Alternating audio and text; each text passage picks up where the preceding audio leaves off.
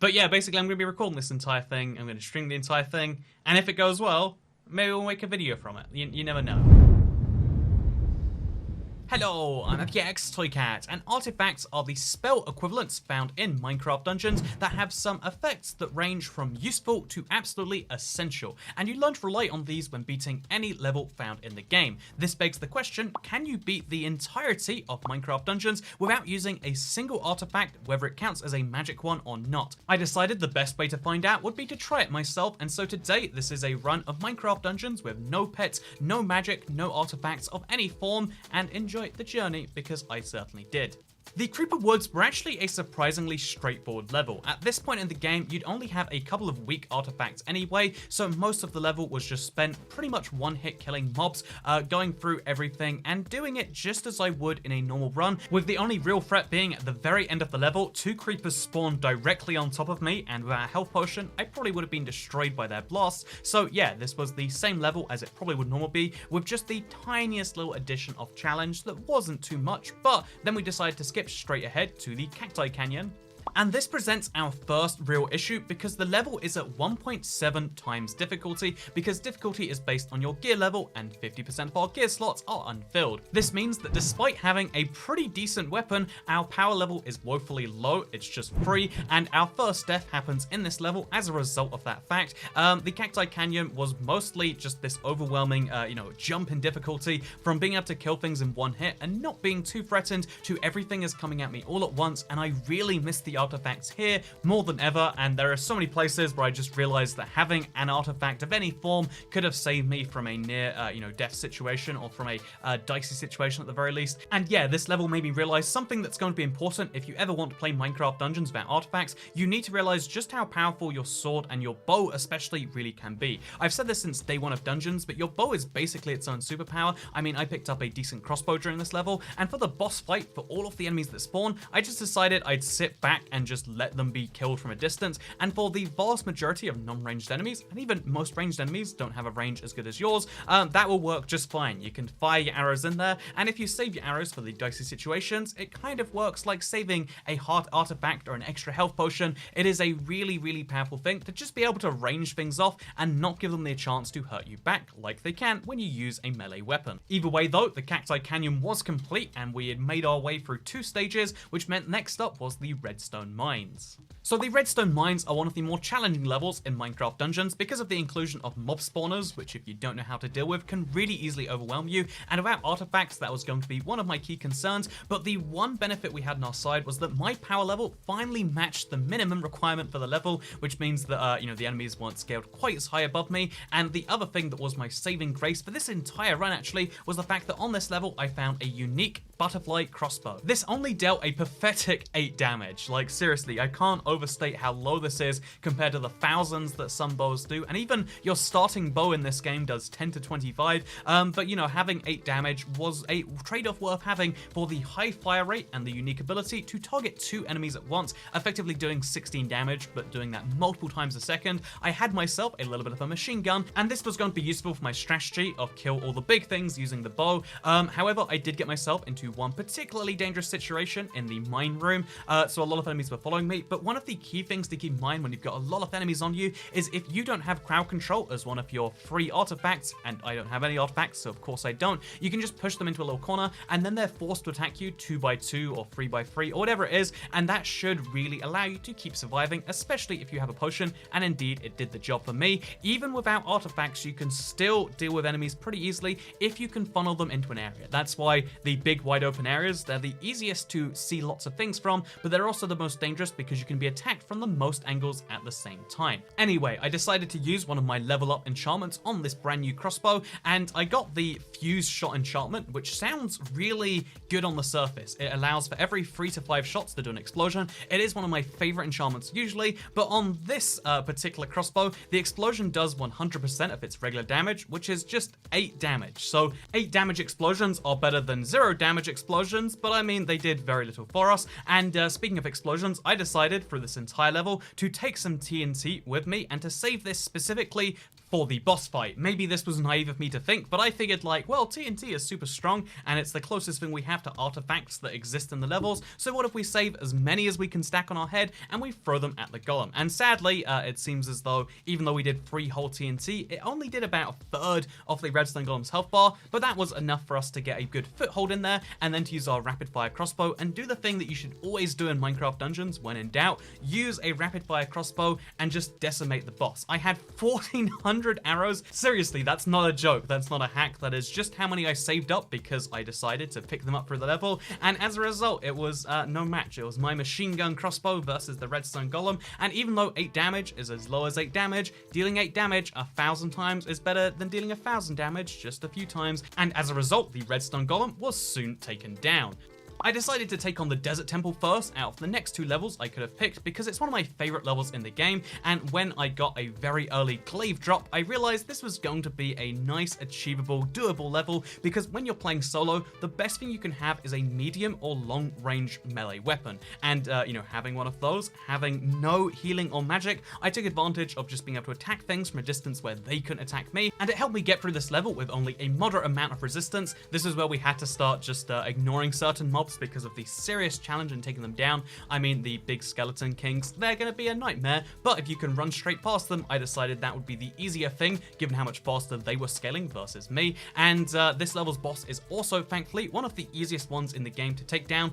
if you're willing to cheese it. It's one of the best designed fights in my opinion. It's one of the most intense fights. You have to wake up a skeleton, but all you've got to do is you've got to have a ranged weapon, you've got to stand behind the pillars in just the right place, and then maybe if it has a magic boom shot ability that can shoot 2 enemies at once, you can shoot both the Skeleton King and one of his lackeys at the same time, and that's why I did precisely that. I did get a little bit cocky and died just before the very end, but otherwise it was a solid fight, although this level does definitely have one of the hardest, you know, jumps between the fight and the end of the level itself. Almost died, you know, right in there before the end, but we did defeat the Desert Temple, bringing us down to just 3 more levels required to defeat the entirety of dungeons, and so next up was the Fiery Forge. This level is notable for having some of the biggest encampments of enemies that usually are just best skipped using speed effects, but instead I had to use my potion and my dodges tactically just to avoid the worst of it. The whole level was filled with these near-death situations, and the only real positive of the entire run was that I got a hammer, which was the best weapon I came across during the entirety of the playthrough. I really do wish I was joking when I said that a level 15, 44 damage weapon was the most powerful I was going to get during the run, but I'll explain what exactly happened with that later, because yeah, playing Minecraft dungeons with none of the artifact slots equipped was not the intended route. Who would have figured? But either way, I wasn't going to let that stop me, and things did go pretty well. I was saving the free TNT for the boss fight again, but sadly I actually died just before the battle because of my lack of crowd control. There were a lot of enemies in a very tight hallway, and I guess the only positive is that when I died, at least the crowd control happened for me, because the TNT apparently drops straight off your head into the battlefield, a very handy way to take down a huge horde. Anyway, so the big boss fight was one of the most terrifying in the game. This is one of my least favorite boss fights in a normal circumstance, but without any crowd control, without any way to take down his little minions, this was looking like it was going to be my first big failure of the run. However, the same strategy of running around continuously and firing, you know, the rapid fire crossbow shots when I could was very, very slow and did result in lots of very near death situations and one actual death situation, but fortunately I had enough of my life left over by the end to finish off the redstone monstrosity, to get myself another level ticked off the list, and to bring myself down to the penultimate level of the Highblock Halls. So this level was scaled significantly above the difficulty that was recommended to me given my gear situation, but I decided, giving it my best and using my speed strategy, we might just get some things done, and sadly we did die, not just once, not just twice, but thrice, and in fact this was my first level where I got down to my last life. I was considering the playthrough over if I wiped out entirely and I game over screened, so this was the most intense boss fight I had to deal with. It's 7 waves of just lots of enemies spawning, including my absolute least favorites, the strong dudes with the hammers because they had the same weapon as me, but they could do a lot more damage to me than I could do to them. And when you combine that with a lot of other enemies, enchanters, range and otherwise, we got to a very few dicey situations where I was pretty much dead on my last life. You can see how little there was in my health bar right here, but we did pull through, we did manage to survive, and eventually the Highblock Halls were vanquished as well, bringing us into the ultimate challenge, the hardest level in Minecraft Dungeons by a country mile, because we had to take down the Obsidian Pinnacle. So the Obsidian Pinnacle is hard enough in the easiest of circumstances. I've had many people tell me that their first, second, third, fourth playthroughs all went entirely awfully because defeating the Obsidian Pinnacle and indeed its boss is a super big challenge with a lot of mini bosses, with a lot of tight situations. And as a result, I decided that, we're gonna need to get the best gear humanly possible to go into this. I mean, a crossbow that dealt 8 damage, an axe that did 44, and some pretty weak armor wasn't going to be enough to defeat the hardest boss in Minecraft Dungeons, right? And believe me, I tried to get better gear. I spent thousands of emeralds trying to get better weapons and armor for the end fight, but because of my power level, I actually ended up just getting a lot of garbage from the villager, because the gear that you end up buying is entirely random, but it's based on your power level, and given that my power level was so much lower than it should have been due to the lack of artifacts, I just got a lot of garbage, and it meant that I had to go into the final level, not just with enemies scaled against me, but I had to do it with weaponry that was also very outdated. So this final level scaled at 2.1 times my difficulty, and you can really feel it as the damage I do to these enemies is just not matched in the slightest by the damage they did to us, and there was no real way to stop them, which is why I decided to use my favorite strategy of just cheese it by running through everything as fast as I humanly can. I didn't have the speed boots, I didn't have the cloak, I didn't have anything to increase my speed, damage output, or even amount of hits I could take, but that's why I just decided that running through and hoping for the best was the only thing I could really do. And indeed, it actually worked, even allowing me to run past the mini bosses on this level, the redstone golems and even the evoker, with the only thing killing me was trying to get a pig with a chest, praying that that pig with the chest would give me something worthwhile, something which it fulfilled by doing precisely the opposite. And by the end of the level, I was running through and in a real dicey situation, almost dead every few moments. You can see some of the closest calls I had right here, and although they took me close to the edge, I did the mistake that everyone makes on this level, and I underestimated the boss. I assumed, well, I've done this before, I can totally do it again. I've basically got the same equipment with this 8 damage crossbow, and no, that wasn't how this went at all. The Arch Illager alone can spawn in 8 enemies at once, and given that I had no real way to avoid the 8 enemies, or deal crowd control, or increase my health, or even just convert them to my side using a love amulet, using none of my favorite techniques meant that I was going close to the edge every single time these guys spawned in, and the previous wave didn't have to be killed before another one would come in, meaning at some points there were 20 enemies just waiting on the battlefield, making it impossible for me to hit the Arch Illager even if I wanted to. Ignoring his super big magic bolt, even if I could get close to him, I would end up dying to all of the things around him, and indeed that is something that happened once, and I realized by the time I was using my arrows as a clever way around that I was running out of arrows. I had just 300 left, and I really needed pretty much all of those if I was going to take down the final boss, and that's when I just concluded that this was going to be impossible or a grind was required. I was mentally, resigning myself to the idea of like, well, it was pretty good, but without grinding, we just can't do this. I was backed up against a wall, quite literally under siege from all directions, and I was planning the speech of we lost the battle, but we haven't lost the war. This is why this isn't a complete failure. And then I just decided we have to take risks. There is no other way this is going to work. And when I started taking the risks, when I just accepted that maybe I would die at any second from all of the insane number of crossbow bolts, it turns out I didn't. I did pretty well at managing to take down the Arch Illager despite all of these dudes, despite all of the fire being directed my way. I did manage to get some damage dealt to the Arch Illager, and then I concluded I probably had a few arrows that I could use to finish the job off anyway,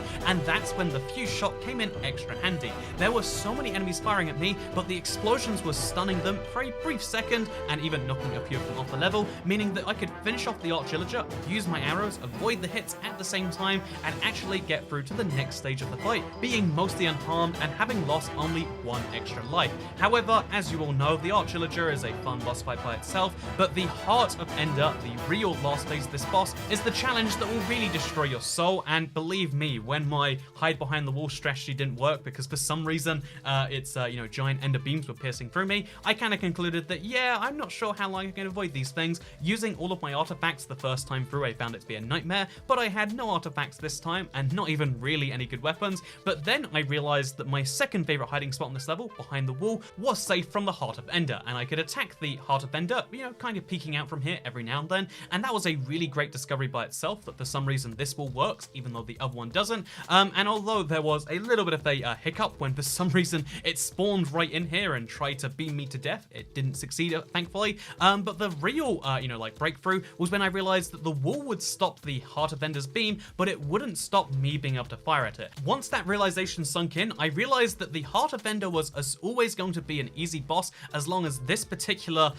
set of conditions existed, because you can just use the environment to your advantage. The same thing we did in the Redstone Mines all that time again, the same thing we did to skip past all the enemies in the game until this point. We used the level against the level, and that was a super effective strategy. As you can see from the damage we're just pouring into the hardest boss in the game, and in no time flat after realizing it, the Heart of Ender was dead and Minecraft Dungeons was completed. We got our lovely cutscene where, oh no, they imply it's going to happen again and you're gonna have to do it in another difficulty. But the point was, we got all the way through the game, not only never using an artifact, but never equipping one once. It was a relief of a moment, and it was a realization as to, how games like this can have a second life. Any game that you can enjoy playing through once and then feel like, what's the challenge now? You can play on a higher difficulty if you want to, but what happens when you defeat all of the highest difficulties, like we've done in Minecraft Dungeons? Well, playing a game again, we do this in Minecraft as well, but with some challenge applied, is a great way to limit yourself and to realize the power in things that you otherwise haven't realized. I mean,